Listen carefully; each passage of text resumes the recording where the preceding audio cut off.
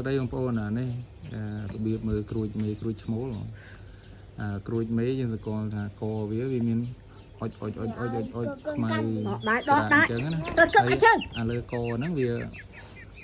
ថាក្រោមកហ្នឹងវាសអញ្ចឹងណាហើយនឹងអុចឆ្វែលកហ្នឹងក្រួយមេហើយសពលវាអញ្ចឹងក្រួយមេហើយទៅកន្លែងតិចវាគឺវាអត់មានពណ៌ក្រហមអញ្ចឹងណាហើយក្រោមកវាពណ៌សហើយនឹងទ្រូងវាមានអុចអាហ្នឹងហៅក្រួយមេហើយនៃសម្រាប់ក្រួយឈ្មោលយើងមើលកវាក្រហមកន្លែងកទ្រូងវាមកវាក្រហមវាមានអុចខ្មៅទេអត់មានអុចខ្មៅហ្នឹងក្រួយឈ្មោលហើយណាធានតិចវាក្រហមនេះឆ្វែលកវា